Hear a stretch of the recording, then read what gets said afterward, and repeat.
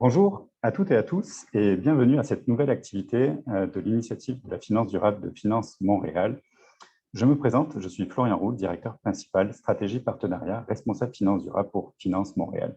Vous êtes très nombreux à nous suivre régulièrement à chaque mois et vous le savez, tout au long de l'année, avec nos partenaires, nous organisons donc des événements en ligne, des webinaires, des ateliers pour permettre à la communauté québécoise de se rencontrer et d'échanger sur des thèmes d'actualité et faire progresser tous ensemble la place de la finance durable au Québec.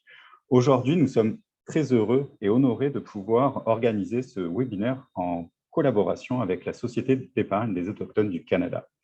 Au cours de la prochaine heure, nous aurons le plaisir de discuter des occasions d'établir donc des partenariats beaucoup plus solides avec les peuples autochtones en investissant directement dans leur communauté et en particulier dans l'habitation des Premières Nations. Faute d'un financement approprié, il peut être en effet difficile de financer des projets au moyen de capitaux privés en l'absence d'intervention pour favoriser la chose.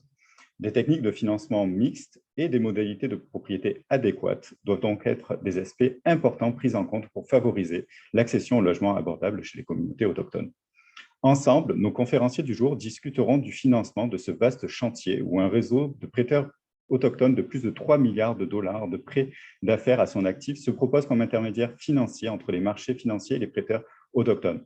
Un dossier à suivre où la finance durable est donc appelée à jouer un rôle capital. Au cours des échanges, vous aurez l'opportunité de poser vos questions directement à nos conférenciers du jour à travers soit la fonction Q&A de Zoom ou à travers le chat. Nous vous y invitons. Donc, permettez-moi à présent de pouvoir vous présenter chacun de nos conférenciers. Tout d'abord, je commencerai par Jean Vincent. Bonjour Jean. Jean est le président et chef de la direction de la Société de crédit commercial autochtone et de la Société d'épargne des Autochtones du Canada. Il est également président et membre du conseil d'administration de l'Association nationale des sociétés autochtones de financement et est une personne très engagée dans la communauté, membre des comités de retraite des régimes de rente du groupe Promutuel, membre fiduciaire du Fonds pour les logements des marchés destinés aux Premières Nations. Il a été également vice-grand chef de la nation Huron-Wendat de 2008 à 2018. Jean est enfin détenteur des titres de fellow de l'ordre des CPA et de gestionnaire financier autochtone accrédité. Notre deuxième conférencier du jour est Dominique Collin. Dominique est président de Waterstone Strategies, une société de recherche impliquée depuis 2005 dans de nombreux projets de finances autochtones au Canada dans les domaines de l'habitation, de l'infrastructure et des affaires. Dominique a publié de nombreux articles de recherche sur les questions d'accès aux capitaux pour les populations autochtones. Il a effectué une longue carrière dans la fonction publique au Canada, axée sur la mise en place et la croissance d'institutions financières autochtones d'économie sociale, dont le réseau des 55 sociétés de financement autochtones, le fameux 3 milliards en prêts depuis 1985 dont je parlais, et la First Nation Finance Authority, avec 1,3 milliard d'obligations émises depuis 2013. Enfin, Dominique est titulaire d'un PhD de l'Université de Montréal avec une thèse qui portait sur l'identité sociale et la modernisation des communautés autochtones du nord du Québec. Notre troisième conférencier du jour est Roger Casgrain. Roger est vice-président exécutif de Casgrain et compagnie limitée. Il est également membre du Forum canadien des titres à revenus fixes, membre du conseil d'administration de l'Association canadienne des commerces en valeurs mobilières, président du conseil d'administration de l'Institut des troubles d'apprentissage et anciennement membre du conseil d'administration des fonds canadiens de protection des épargnes et de l'organisme canadien de réglementation en commerce des valeurs mobilières au Canada.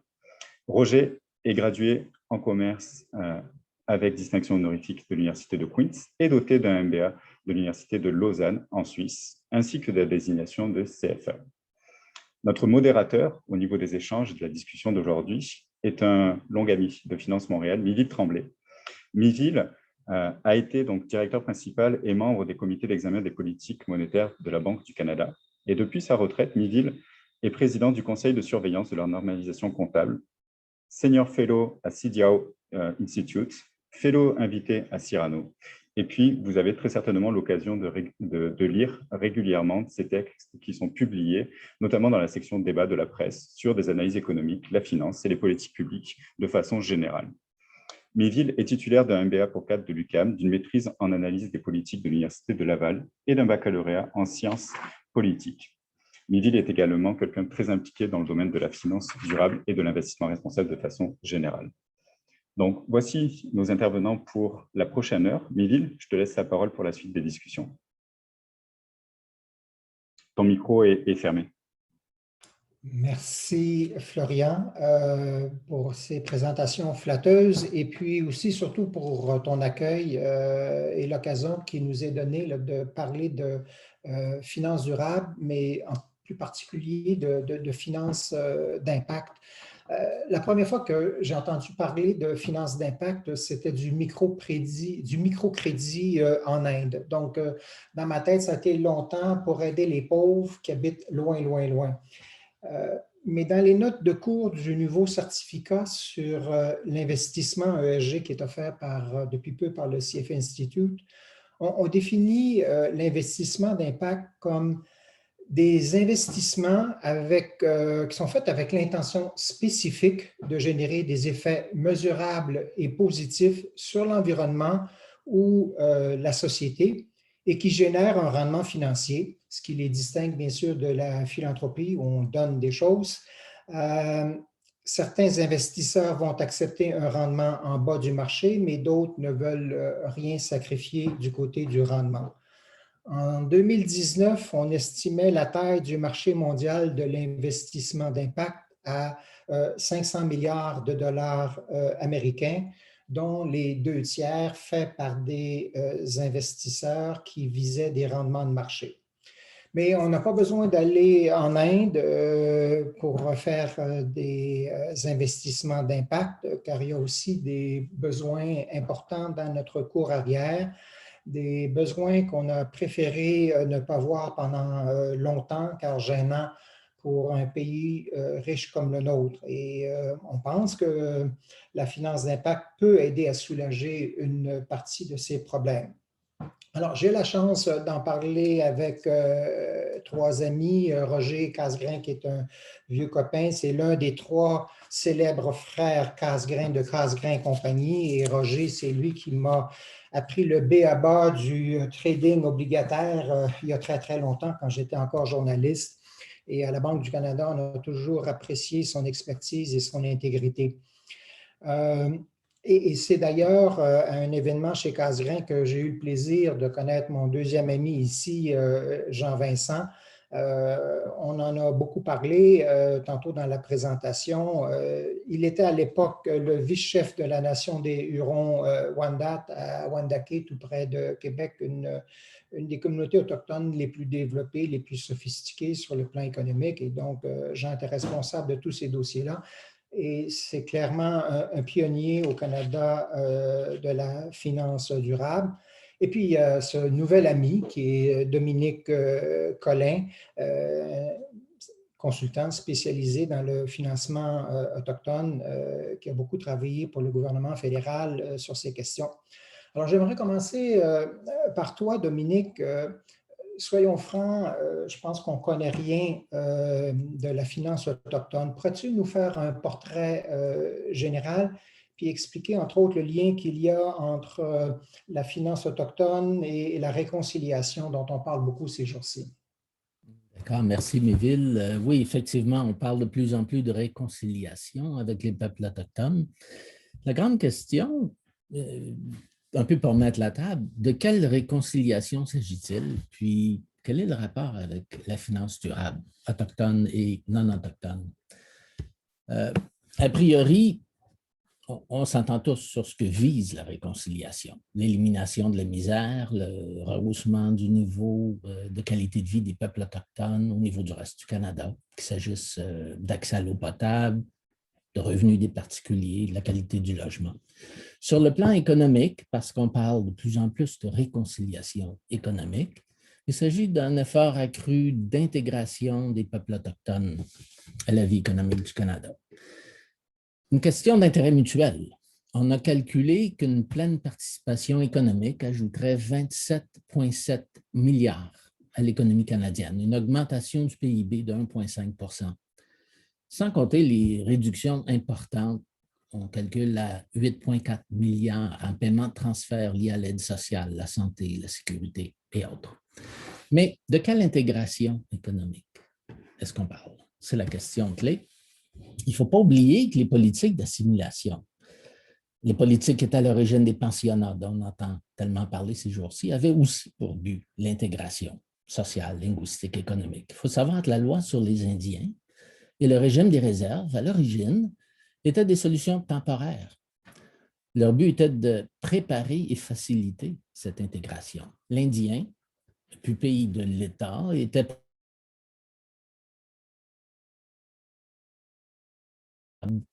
les revenus de ces terres gérés par le gouvernement comme tuteur.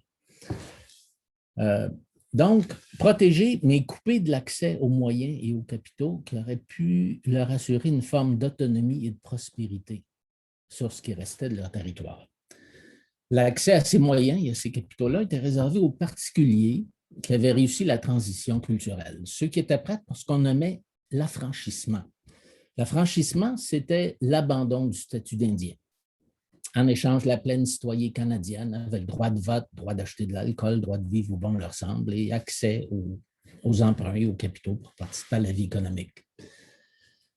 Le livre blanc de 1969, c'est assez récent, du gouvernement du Canada, était le premier grand effort pour mettre fin à ce régime. Et cette politique prévoyait l'abolition complète de la loi sur les Indiens et l'élimination des réserves en tant que territoire protégé.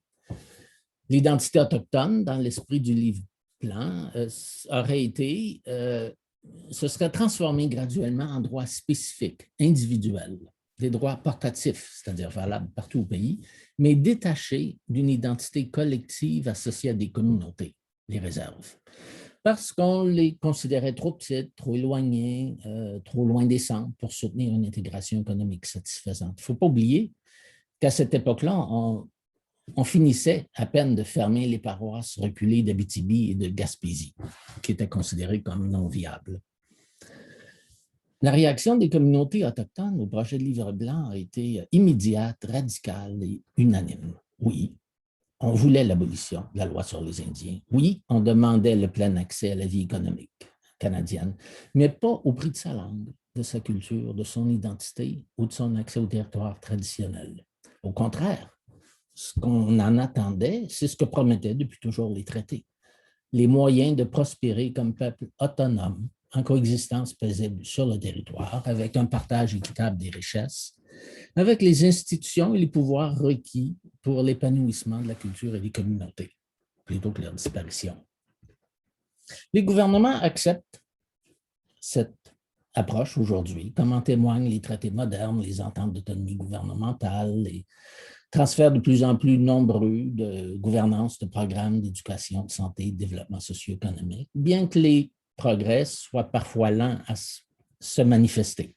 Faute de moyens, faute d'accès aux ressources, faute d'institutions permettant de faire le pont entre les capitaux de marché et les besoins, mais faute surtout d'imagination. Comme s'il y avait seulement deux possibilités en présence. L'intégration économique pleine et entière ou la misère dans des réserves isolées. Alors, cette imagination créatrice et la capacité de conjuguer identité et modernité, on la retrouve partout en milieu autochtone, mais surtout dans le milieu de la finance durable autochtone. Parce que, tranquillement, sans faire de bruit, en parallèle avec les négociations politiques pour l'autonomie, le transfert des pouvoirs, dont on entend beaucoup parler, une panoplie d'institutions financières autochtones se sont mises en place. Parmi elles, il y a des institutions locales, régionales, nationales, et chacune, à sa façon, se constitue comme intermédiaire entre les marchés financiers et leurs exigences de standardisation, d'uniformisation et les caractéristiques non conventionnelles des communautés autochtones, sur le plan de la langue, sur le plan du régime de gestion des terres et sur le plan des lois, dont la loi sur les Indiens avec ses restrictions sur les saisies de biens sur réserve, souvent évoquées comme principal obstacle au prêt sur réserve. Parmi ces institutions-là, il y en a qui suivent des modèles conventionnels. Une banque à charte, First Nation Bank of Canada, quelques fiducies, dont Peace Hills Trust, et une demi-douzaine de caisses populaires. Mais la majorité d'entre elles se rattachent à ce qu'on appelle aujourd'hui la finance durable. Avec une combinaison d'exigences de viabilité financière et une mission de développement économique et social. Le développement économique au service de la survie linguistique, culturelle et communautaire. Ensemble.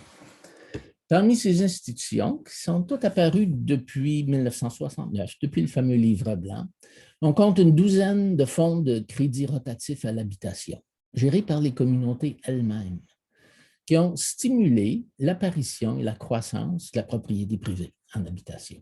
Le premier, le plus important au Canada, Wendake, dépasse les 30 millions à l'heure actuelle et a beaucoup de difficultés à répondre à la demande.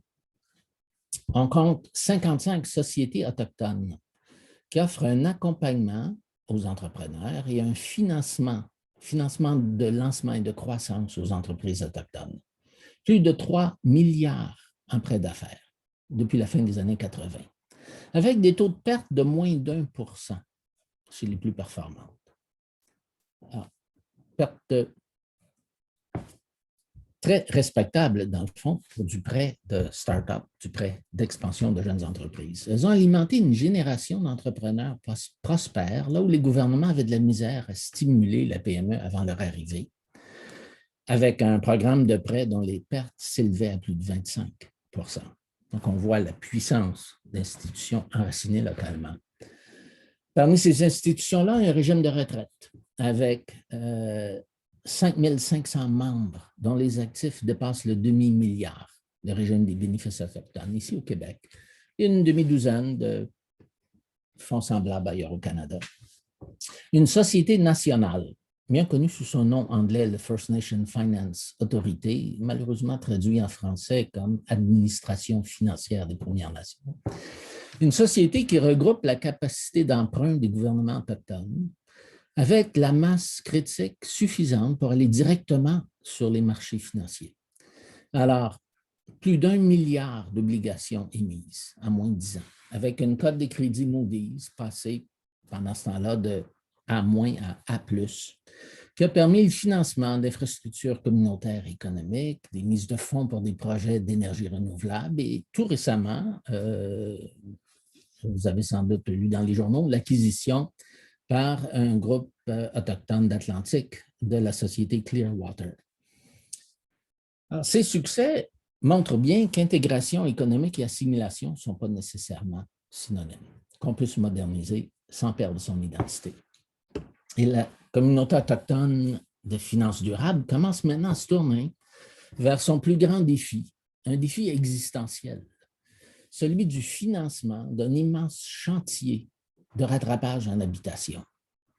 Il s'agit de transformer des communautés qui avaient été construites à la hâte, au moindre coût, sans grand souci de permanence, parce que c'était des communautés de transition, où tout était décidé par les gouvernements, des communautés qui ont beaucoup de difficultés aujourd'hui à retenir leurs membres les plus scolarisés, faute de logement. Alors, l'objectif, c'est d'en faire des communautés vivantes, diversifiées, avec un éventail élargi d'options de logement, dont la propriété privée, qui était très difficile avec la loi sur les Indiens. Un chantier générationnel, si on pourrait dire. Selon l'Assemblée des Premières Nations, on parle de 130 000 logements à pourvoir en 10 ans. Un coût de 32,5 milliards. Un défi qui pourrait constituer le moteur principal pour la relance de l'économie des communautés autochtones. Et les solutions commencent à prendre forme. Vous allez entendre parler, Jean-Vincent, aujourd'hui d'un projet très stimulant.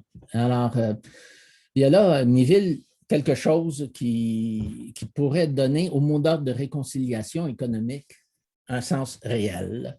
Et peut-être, je crois, l'occasion de lancer à la finance durable, autochtone et non autochtone, un défi à la hauteur de ses promesses. Défi d'imagination, avant tout.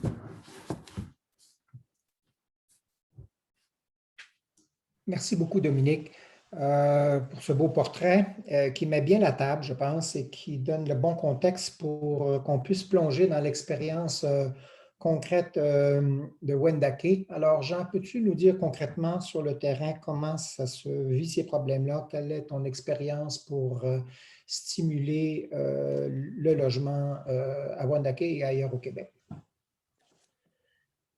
Merci, Méville. Alors, je me ferai un plaisir de répondre à ta question. D'abord, d'entrée de jeu, j'aimerais saluer les gens de Finance Montréal, mes collègues, ainsi que tous les participants à ce webinaire. Donc, c'est un honneur et un plaisir d'être avec vous aujourd'hui. D'abord, Dominique a parlé de la nécessité d'une réconciliation avec les Premières Nations à la suite de l'échec, un échec de la politique d'assimilation des temps anciens du gouvernement canadien dont les origines remontent au 19e siècle. D'abord, mes premières pensées vont pour les 215 petits-enfants qu'on a retrouvés dans une fosse commune à Kamloops. Mais mes pensées vont également vers les 25 000 autres dont on a perdu la trace également. Mais ceux-là, nous les avons déjà confiés à notre créateur, Yoskar, qui en prend soin. Nous, on ne se victimise pas. On est tourné vers le futur. On est là pour travailler pour ceux qui restent et pour ceux qui vont suivre par la suite. Ça va passer par la réconciliation, évidemment, mais aussi avec les partenariats avec nos voisins. D'ailleurs, j'aimerais en profiter d'entrée de jeu pour remercier Finance Montréal, particulièrement Florian Roule et Méville Tremblay, de nous offrir ce forum ce matin.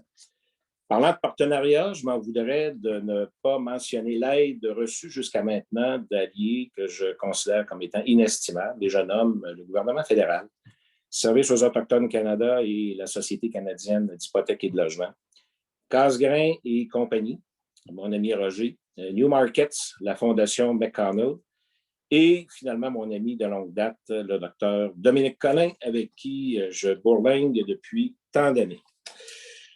Alors, un des piliers de cette politique coloniale fut sans contredit l'instauration de la loi sur ce qu'on appelait la loi sur les sauvages à l'époque, maintenant, de façon un peu plus polie et respectueuse, qu'on appelle la loi sur les Indiens, qui fut votée en 1876. Cette loi, dont le réel objectif visait l'assimilation pure et simple des Autochtones, se cachait par ailleurs sous un masque qui prétendait protéger les Indiens. Alors, l'Indien était considéré, comme Dominique l'a dit, le pupille de l'État et était considéré comme étant un mineur au sens de la loi. Aussi, fallait-il protéger ses terres et ses biens, les terres demeurant la propriété de la couronne, les revenus de l'Indien n'étant pas taxables au sens de l'article 87 de la loi, et ses biens insaisissables au sens de l'article 89 de la même loi. À l'époque, Dominique l'a mentionné, la croyance populaire voulait que les Indiens disparaissent en 2 ou 3 générations. Évidemment, l'histoire nous a appris que ce ne fut pas le cas. Et en passant, cette loi vétuste et coloniale existe encore aujourd'hui. Alors, encore aujourd'hui, l'Indien est considéré comme étant un mineur et, entre autres, l'article 89 de la loi, qui prévoit que les biens d'un Indien dans une réserve sont insaisissables, produit toujours ses effets pervers, rendant compliqué notamment l'accès aux capitaux nécessaires au développement de n'importe quelle communauté autochtone au Canada. Ce qui nous amène à mon propos et à décrire notre expérience sur le terrain. D'abord, dans un premier temps, je vais parler de Société de crédit commercial autochtone, qui en quelque sorte est un peu la société mère. Mais en fait, tout ce que je vais dire pour ce cas, ça nous a inspiré dans la mise en place de CEDAC, qui, elle, évidemment, est davantage axée sur l'habitation aujourd'hui. L'histoire débute au milieu des années 80 avec un programme du gouvernement fédéral qu'on appelait la Stratégie canadienne de développement économique des Autochtones. Il y a 200 millions qui avaient été mis de côté, de façon à permettre la création et la capitalisation de petites sociétés de financement autochtone un peu partout au pays. La mission de ces sociétés était de permettre aux entrepreneurs autochtones d'accéder à des prêts pour lancer des entreprises ou pour prendre de l'expansion dans un contexte où les institutions financières conventionnelles ne pouvaient pas jouer leur rôle, notamment dû à l'existence, encore une fois, du fameux article 89 de la loi sur les Indiens dont on vient de parler. Donc, difficile d'obtenir un prêt d'une banque quand on n'est pas capable de donner ses biens en garantie. Donc, à partir du milieu des années 80 et tout au long de la décennie qui s'en est suivie, plusieurs sociétés de financement autochtones ont vu le jour. Et plus d'une cinquantaine aujourd'hui sont toujours en opération. Seuls quelques rares ont disparu au fil des ans.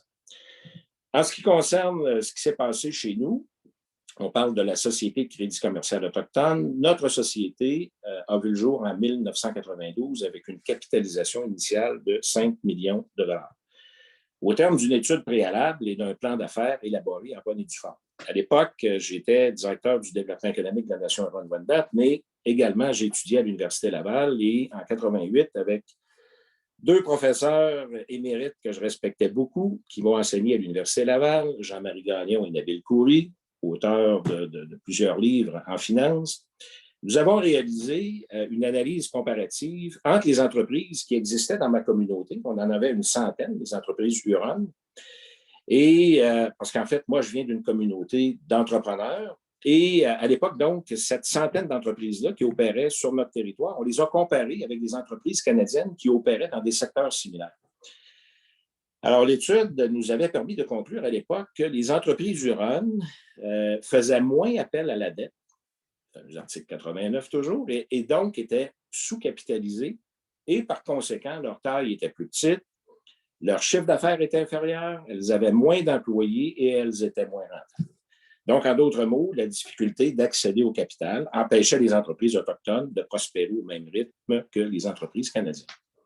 En complément de l'étude, nous avons préparé en 91 un plan d'affaires complet, en bonne et due forme, et avec mon ami, le docteur Dominique Collin, qui travaillait pour le gouvernement à l'époque, on a convaincu le fédéral de nous accorder un 5 millions et de capitaliser SOCA. Et la mission, évidemment, c'était de servir au départ les entrepreneurs des nations abénaquis, Atikamekw, Algonquin, Huron, Micmac, Naskapi, Malécite et les membres de l'Alliance autochtone du Québec. En termes de réalisation, au cours des 30 dernières années, nous avons presque triplé les avoirs propres de la corporation au départ. On a aussi accédé à d'autres sources de capitaux externes, provenant des banques, des gouvernements, des banques de particuliers et d'autres investisseurs institutionnels. On a consenti des prêts pour près de 100 millions de dollars. On a investi dans plus de 800 projets d'affaires privés et communautaires. Les 100 millions de prêts, on a réussi à maintenir un taux de perte sur des prêts inférieur à 1,5%, malgré que nous sommes dans le business là, du prêt de développement, un secteur qui est normalement jugé beaucoup plus risqué. Et finalement, nous avons permis à plusieurs de nos clients de se qualifier ultérieurement auprès des institutions financières conventionnelles, parce qu'en fait, on leur avait permis de bâtir leur réputation et de se constituer un bon track record de crédit. Les raisons de notre succès, je dirais qu'elles sont de 3 ordres. D'abord, une équipe à la fois compétente et majoritairement issue des Premières Nations. Rassurez-vous ici, nous ne sommes pas racistes. On a des collègues et employés québécois qu'on apprécie énormément. Mais c'est important d'avoir des gens qui sont issus des Premières Nations parce qu'en fait, ils comprennent, ils viennent du milieu et ils comprennent ce qui se passe, les particularités et ainsi de suite. Alors, tout le personnel rattaché à l'équipe de crédit possède une formation universitaire en administration et pour la plupart ont suivi également des formations spécialisées en crédit. Certains d'entre nous ont d'ailleurs travaillé pour les grandes institutions financières. Mon directeur général, Martin Légaré, a travaillé pour Desjardins pendant plusieurs années et moi-même, j'ai travaillé pour la Banque nationale au tout début de ma carrière. Par ailleurs, étant membre des Premières Nations, nous sommes au fait des attentes, des besoins, des obstacles et des particularités des communautés autochtones. Nous connaissons les gens et le milieu. On dit souvent que nous, on parle 2 langues. On parle le langage des affaires et on parle le langage des communautés que l'on dessert. Et donc, on est en mesure de faire le pont. Un autre facteur de succès, ce sont les méthodes et les outils que nous avons adaptés au contexte des Premières Nations. J'ai parlé au départ des obstacles qu'imposait la loi sur les Indiens, sur la capacité de prendre des garanties conventionnelles dans certains cas. Alors, on s'est adapté et nous avons développé nos propres mécanismes de garantie. Je n'entrerai pas dans les détails ici, faute de temps, mais je peux vous dire que nous avons développé divers protocoles et outils en collaboration avec les gouvernements des Premières Nations qui nous permettent de sécuriser quand même nos prêts lorsque les garanties usuelles, par exemple les hypothèques immobilières ou mobilières, ne sont pas disponibles ou ne peuvent pas être prises, toujours en raison de l'existence de l'article 89 de la loi sur les Indiens. Et finalement, le troisième grand facteur de succès, ça a été notre capacité d'établir des partenariats avec les gouvernements et les institutions financières conventionnelles. Il arrive fréquemment dans des dossiers que nous investissons dans nos entreprises avec les gouvernements et les institutions financières conventionnelles. Par exemple, SOCA va financer des actifs qui sont situés sur réserve et qui ne peuvent pas faire l'objet des garanties conventionnelles. La banque va consentir la marge de crédit et les gouvernements vont compléter le financement, par exemple, avec des contributions financières. En passant, chez SOCA, nous, on gère le programme de contribution financière de Services aux Autochtones Canada.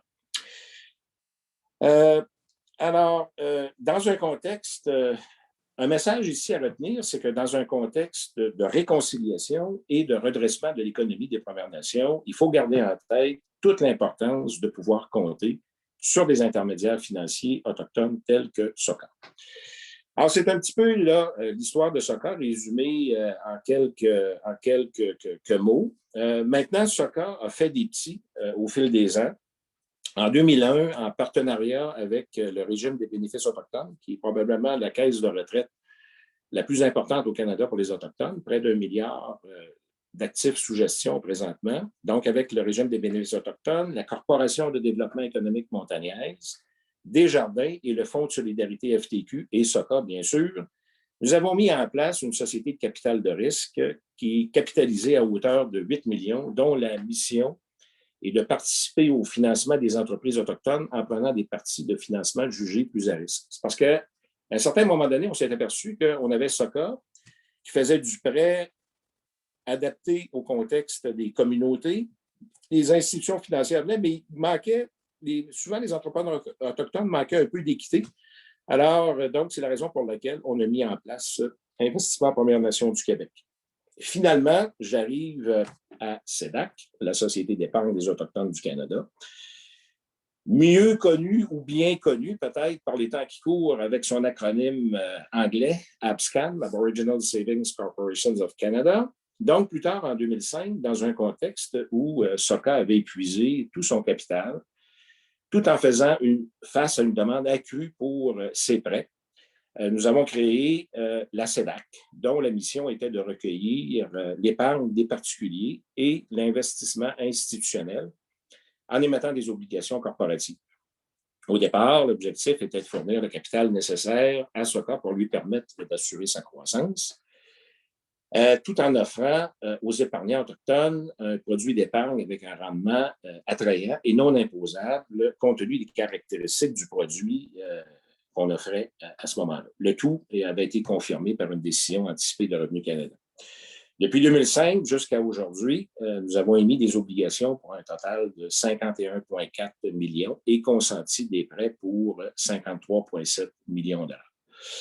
En 16 ans d'existence, c'est important de le mentionner, SEDAC n'a enregistré aucune perte sur ses prêts. Et sur les 53,7 millions de prêts qu'on a fait, 20 millions sont investis maintenant dans le secteur d'habitation. Parce que, comme je vous ai dit au départ, l'objectif de SEDAC, c'était de fournir le capital à SOCA pour faire plus de prêts aux entrepreneurs, mais vers les années 2010, on a décidé de spécialiser SEDAC parce qu'à ce moment-là, on était conscient, évidemment, on travaille avec les communautés autochtones, on travaille avec les leaders politiques de ces communautés-là et on était bien conscient de l'importante, en fait, de la crise majeure au niveau du logement dont font face les Premières Nations. Alors donc, Dominique en a parlé un petit peu plus tôt dans son propos.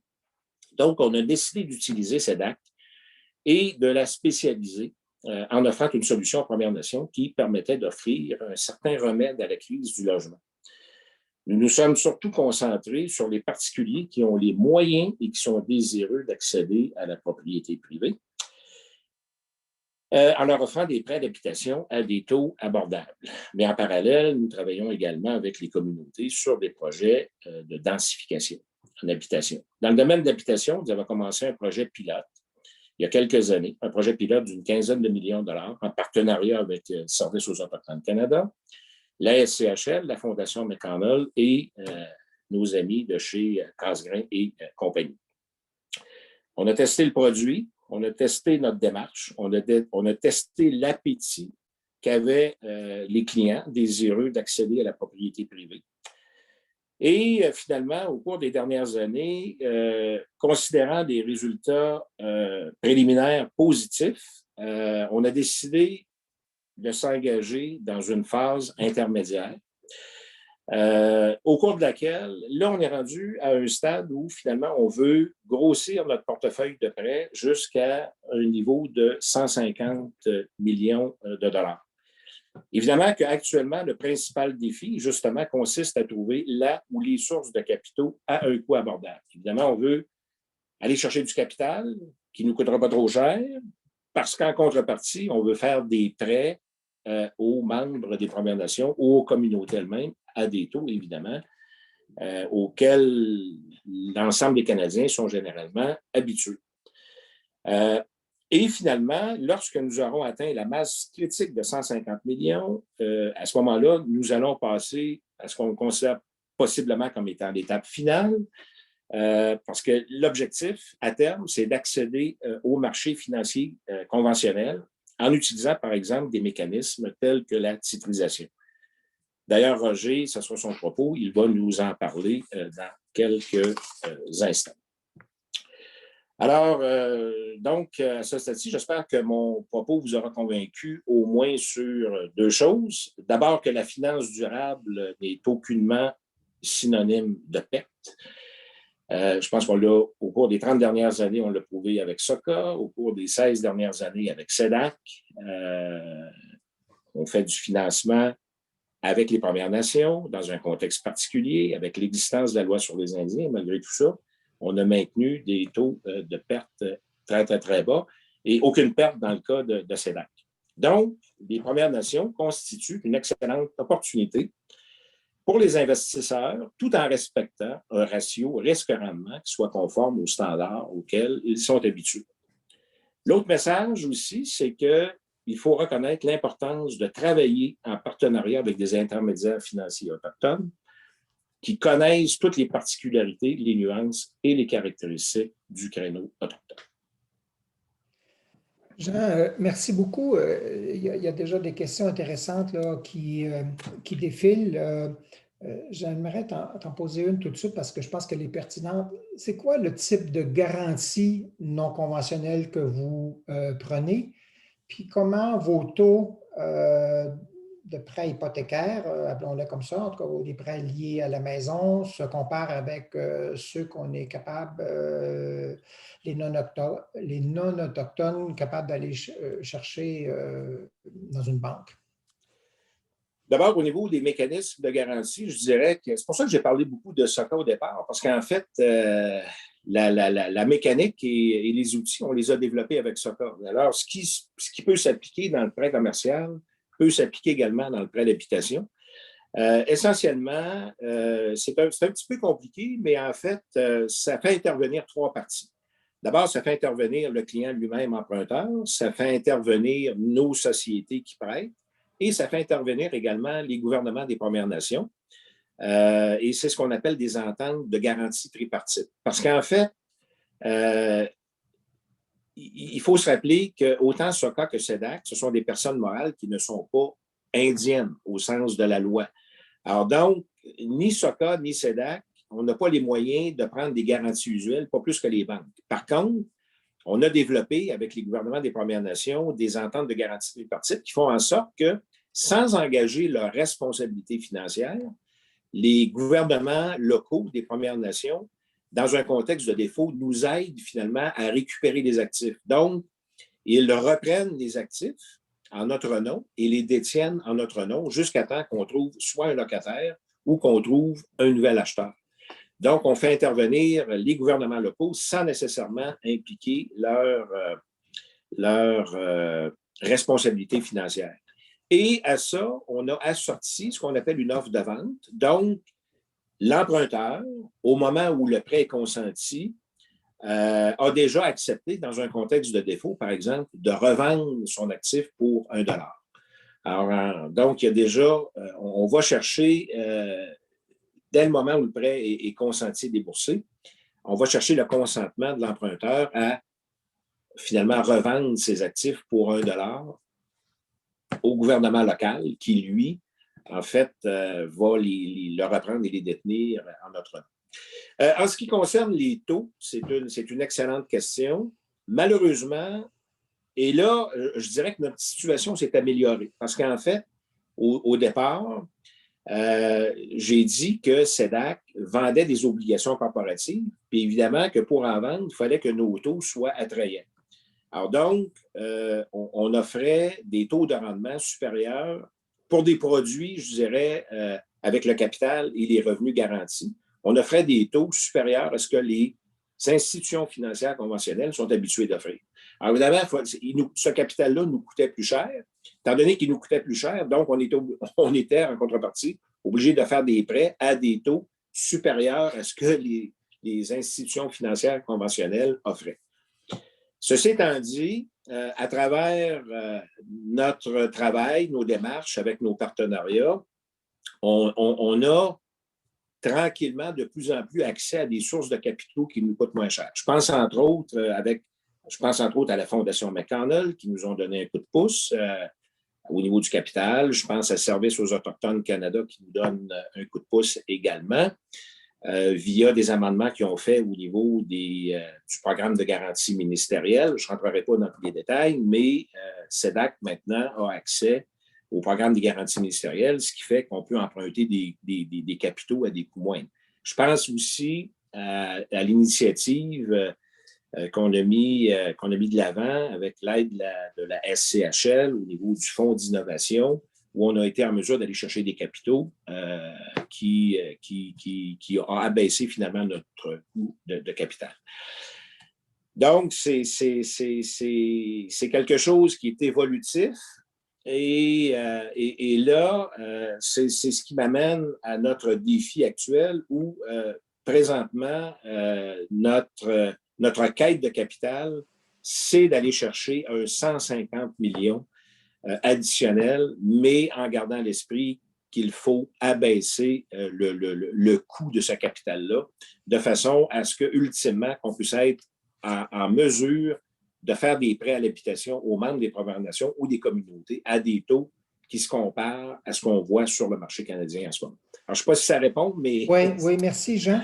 Le temps file. J'aimerais passer à Roger, puis on reviendra, s'il nous reste du temps, dans la période de questions à la fin.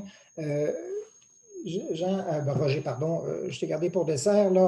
C'est quoi le chaînon manquant entre la finance autochtone puis la finance institutionnelle? Puis comment la seconde peut aider la première? Merci, Miville. Juste avant de débuter, Jean a fait des remerciements à nos partenaires. Moi, j'aimerais au nom du groupe, ça inclut Dominique et autres, un gros merci à Jean pour être un leader hors pair, d'avoir eu de l'audacité, puis aussi d'avoir de la vision. Donc, on ne serait pas rendu ici si ce n'était pas de Jean. Alors, un gros merci. Pour répondre à la question, Miville, une couple de choses. Premièrement, on parle du chiffre de 30 milliards. Comment fait-on pour être en mesure d'aller chercher ces capitaux? Comment fait-on pour aller chercher, donc, non seulement en quantité, mais en termes de qualité? Qualité voulant dire un taux d'intérêt abordable. Donc, on ne parle pas d'une fourchette de 5 à 6 non plus de 3, on parle d'un taux hypothécaire que tous les Canadiens non autochtones connaissent. C'est un projet déjà qui œuvre depuis 7 ans. Il reste un bon 2 ans à terminer, donc on n'est pas au bout de nos peines, mais ça avance. Il y a un vaillant effort qui a été fait à date. Ce qu'il faut penser, c'est donc il faut un financement d'impact pour être en mesure d'offrir non seulement pour le Québec du financement, qui est vraiment le cobaye pour éventuellement catapulter cette formule à travers le Canada pour toutes les institutions. Pour que les Premières Nations puissent en bénéficier. Il faut que ce soit une formule où le service de la dette soit fait par les Premières Nations. Donc, évidemment, il y a un triage éventuellement qui sera fait auprès des différentes institutions financières autochtones. Donc, c'est la quantité et la qualité d'argent qu'il faut aller chercher. L'idée aussi, c'est qu'il faut que toutes les institutions financières qui participent au marché des capitaux puissent être capables d'apporter des capitaux pour que tu sois en Colombie-Britannique, que tu sois au Québec ou dans les Maritimes. Donc, une des formules qui est anticipée, et c'est basé sur le concept que tout membre de Première Nation peut attendre 25 ou 30 ans et avoir son logement, c'est dans la loi, ou au contraire, peut décider d'acheter une propriété sous forme d'un bail amphiotique et de là, pendant 3 générations, profiter de l'habitation. Et oui, il faut l'acheter. Mais basé sur ça, et ce qui rend énormément crédible la formulation de titralisation, c'est que, et le sérieux, c'est que c'est les Premières Nations qui seraient au premier plan au niveau des pertes et des mauvaises créances. Donc, ça montre énormément le sérieux du propos et la confiance qu'ils ont dans leur capacité de déployer les sommes amassées éventuellement et auprès de leur communauté. C'est important, ce n'est pas juste non plus un tsunami d'argent, c'est également un programme d'accompagnement très sérieux au niveau de l'éducation financière, c'est quoi emprunter, c'est quoi faire un engagement financier auprès d'une institution financière autochtone. Et à ne pas oublier que le tout serait géré par les Premières Nations, un peu comme First Nation Finance Authority, d'ailleurs, gère la dette qui se sont engagés auprès des marchés des capitaux.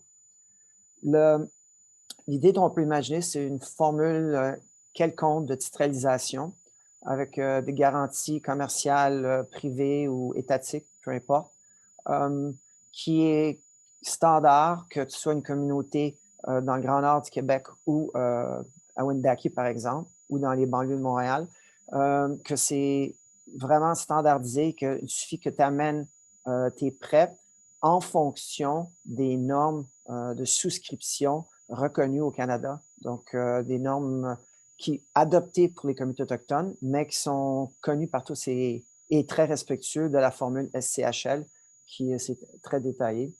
Et évidemment, quand il y a une formule de titralisation, il y a toujours un élément de rentabilité. Donc, il y a une portion de cette rentabilité que les institutions financières typiquement gardent dans leur poche, mais dans le dossier autochtone, qui serait réinvesti dans les logements sociaux ou autres. Donc, il y a plusieurs volets à envisager, mais l'idée, c'est de le faire avec impact, une formule qui est avec la pérennité et qui est facilement renouvelable et accessible pour tout le monde. Et au Québec étant le premier, le cobaye grâce au leadership de Jean et la communauté Wendake. Les conditions d'habitation ne sont pas similaires présentement dans les Premières Nations. Alors, il faut les rendre similaires à les conditions à l'extérieur des Premières Nations.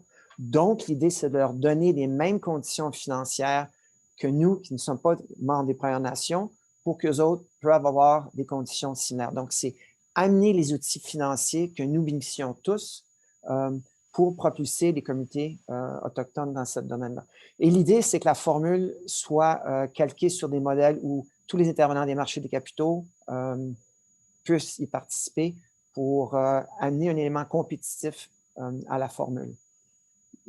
Essentiellement, c'est où est-ce qu'on en est, sans divulguer trop, mais c'est l'idée de nouveau de standardiser l'accès en termes de quantité de capitaux, on parle de 10 jusqu'à 30 milliards, de baisser le coût de financement, d'apporter des garanties et le vote de confiance que les Premières Nations apportent, c'est qu'eux autres seraient en première ligne pour prendre les mauvaises créances jusqu'à une concurrence de 1 ou 1,5 %, donc qui est très rassurant parce qu'ils sont, l'expression populaire, ils sont au bat les premiers.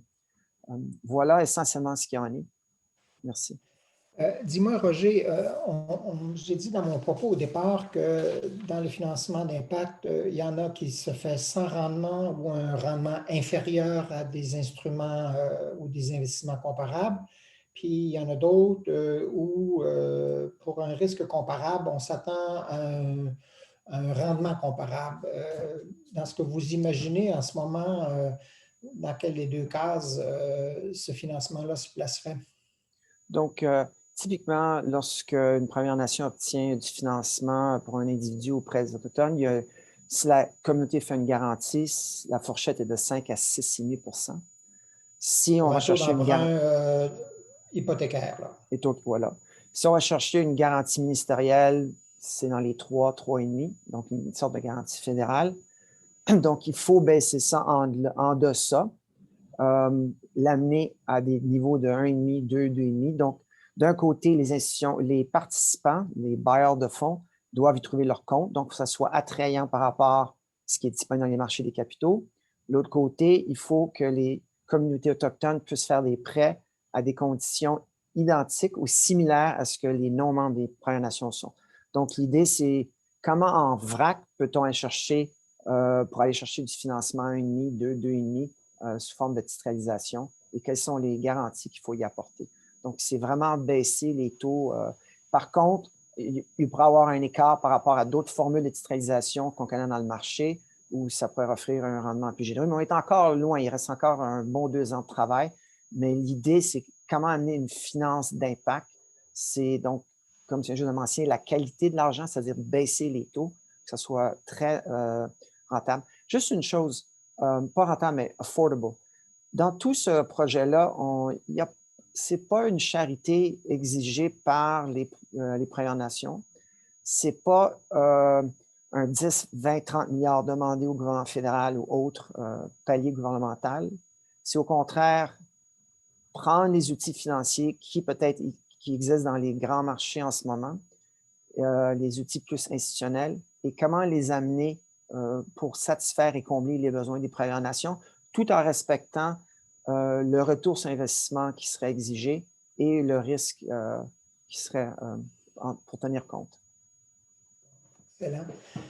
J'aimerais revenir à Jean, une question que j'avais puis que j'ai sauté un peu tantôt. Peux-tu nous parler de la situation qui existe ailleurs au Canada? Parce que tes deux entreprises font des prêts dans plusieurs communautés au Québec, mais tu présides aussi cette association qui regroupe une cinquantaine d'institutions semblables à travers le pays.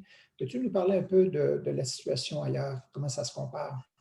Oui, écoute, je dirais que en fait, l'histoire que SOCA a vécue au Québec, c'est une histoire qui s'est vécue de façon plus ou moins similaire là, dans à peu près toutes les régions au Canada.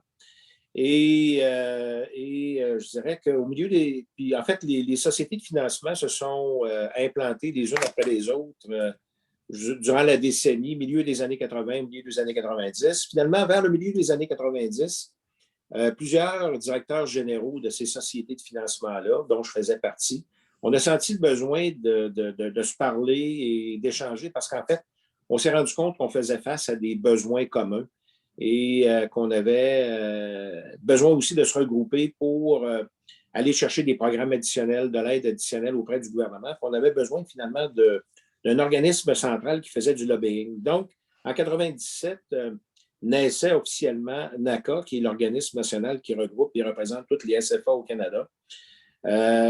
Comme je le disais au départ, c'était plus un rôle de secrétariat et de lobbying, mais graduellement, au fil du temps, NACA s'est développé et est devenu en quelque sorte non seulement un organisme de lobbying, mais également un organisme de service pour l'ensemble des Premières Nations. Alors, quelques chiffres ici. NACA, par exemple, gère le programme de développement des entreprises autochtones de services aux Autochtones Canada. C'est un budget annuel de 40 millions par année, en collaboration évidemment avec les membres. On vient de lancer le Fonds de croissance autochtone. C'est un fonds de 150 millions avec la participation du fédéral, de BDC, de EDC et de Farm Credit Corporation. Et c'est un fonds, ça, qui est appelé je disais que toutes les sociétés de financement ont besoin de plus en plus de capital parce qu'en fait, on fait face à de plus en plus de demandes de prêts et on a à répondre à de plus en plus des gros projets, soit privés ou communautaires. Donc, on a besoin d'avoir du capital. Alors, on a lancé ce fonds-là. On a également un souci pour les femmes autochtones, donc l'entrepreneurship au féminin. On va gérer un budget de 22 millions au cours des 3 prochaines années. On a, avec NACA aussi, la pandémie. Ça a touché les entreprises canadiennes, ça a touché les entreprises autochtones. Donc, on a négocié très rapidement avec le fédéral au printemps 2020 une enveloppe de 307 millions qui nous a permis finalement d'offrir un programme de prêt d'urgence un peu similaire à ce que les entreprises canadiennes, programme auquel les entreprises canadiennes ont eu accès. Alors, NACA est allé chercher le 307 millions et ensuite, le 307 millions a été disséminé dans le réseau. et ce sont les sociétés membres, dont SOCA, là, qui a géré ce programme-là pour le Québec.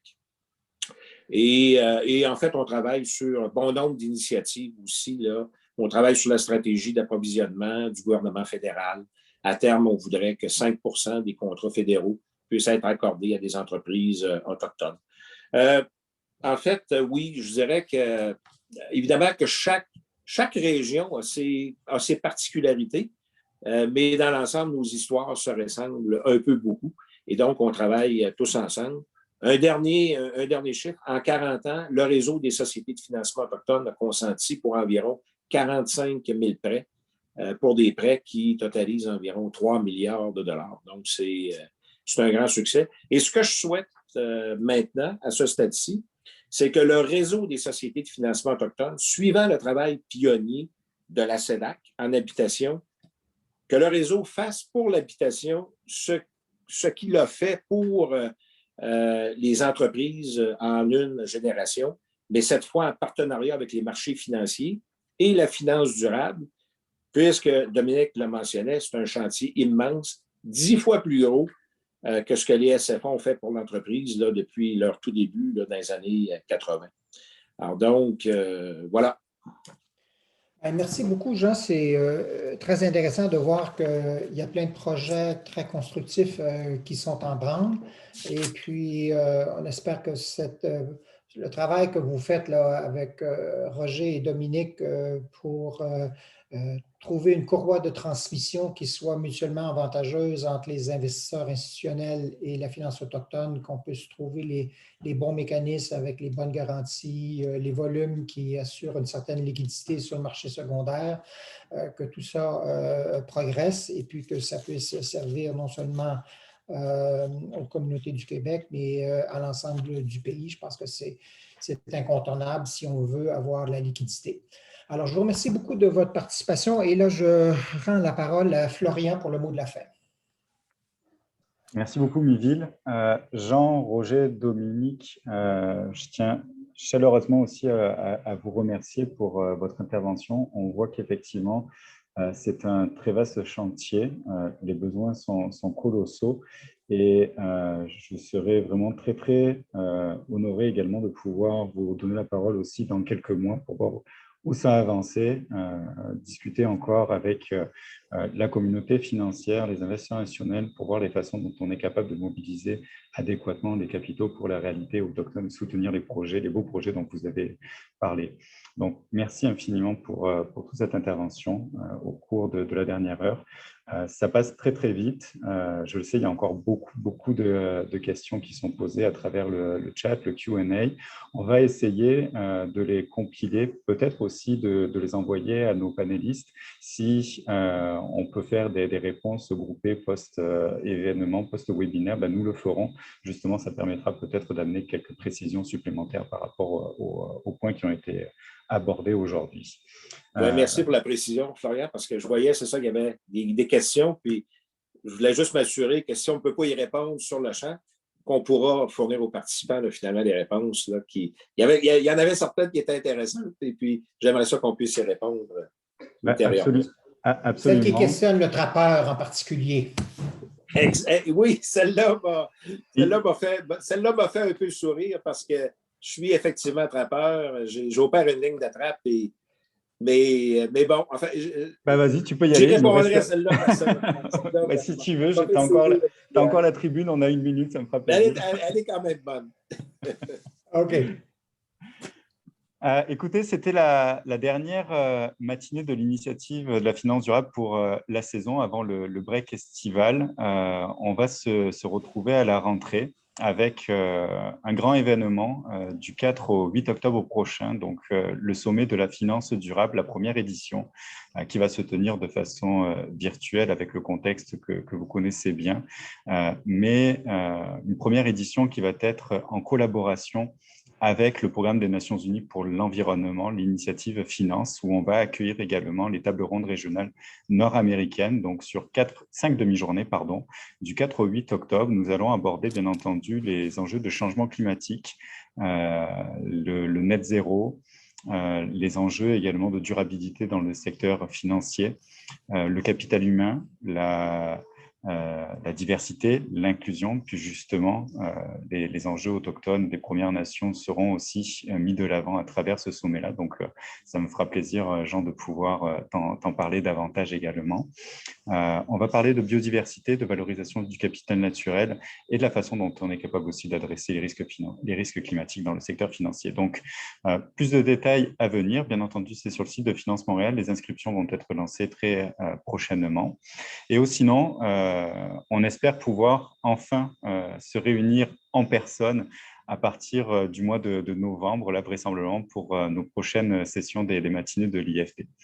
C'était tout pour moi. Encore une fois, Dominique, Roger, Jean, merci beaucoup pour votre intervention. Miville, toujours un plaisir de collaborer avec toi sur la modération. Tu fais ça d'une main de maître. Donc, c'est toujours très agréable de t'avoir avec nous. Merci à toutes et à tous pour nous avoir écoutés. Merci. Bon été. Et un très bel été. Bonjour à tous. Au plaisir de se revoir. À très bientôt.